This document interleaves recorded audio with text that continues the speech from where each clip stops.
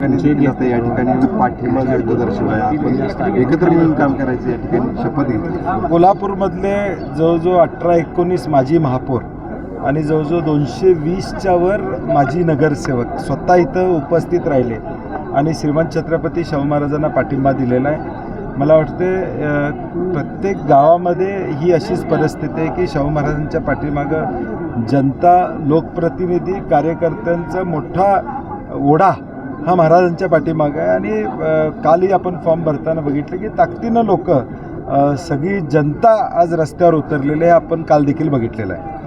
खरं तर कालची सगळी गर्दी बघितल्यानंतर किंवा याच्यानंतर देखील महायुतीचं असं म्हणणं आहे की सगळी पाटलांच्या पायखालची वाळू घसरलेली आहे आणि म्हणून ते महायुतीवर टीका करतात। नाही, तुम्ही जर टीका केली तर मला प्रमुख नेता म्हणून टीका करावीच लागेल।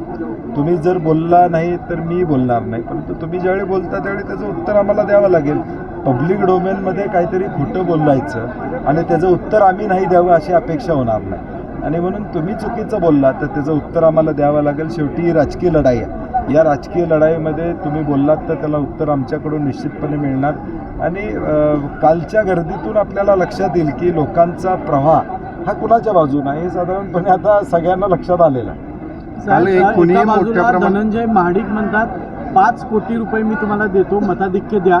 दुसऱ्या बाजूला अजित पवार म्हणतात की आमच्या चिन्हावर बटन दाबा, हवा तेवढा निधी देतो। या विधानांकडे कसं बघतो? याचा अर्थ लोक मतदान करणार नाहीत त्यांना, कारण की ज्यावेळी माणसं बोलतात आम्ही अमकं देतो, याचा अर्थ लोक करणार नाही त्याची खात्री त्यांना झालेली। निधीचा आमिष दाखवत असं वाटतं नाही, तेच म्हणजे याचा अर्थ त्यांना खात्री झालेली आहे की मतदान मिळणार नाही।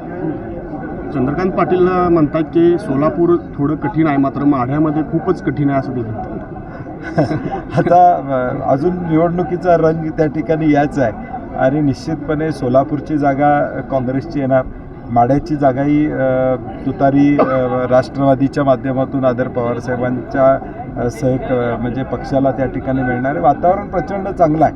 आता काही माध्यमांमध्ये वेगवेगळे सर्वे यायला लागलेत, मी त्याच्यावर आक्षेप घेणार नाही, परंतु काही माध्यमांची आकडेवारी बघितली तर एकूण आकडेवारी 586वर जाते, खासदार 543 आहेत। थोडं त्याचंही भान काही ठिकाणी राहणं अपेक्षित आम्हाला असणार आहे, कारण की खासदारच 543 आहे। काही आकडेवारी टोटल बघितली, भाजपला अमकी मतं, काँग्रेसला आणि इतर अशी जी बेरीज मारली तर ती 580च्या वर जाते।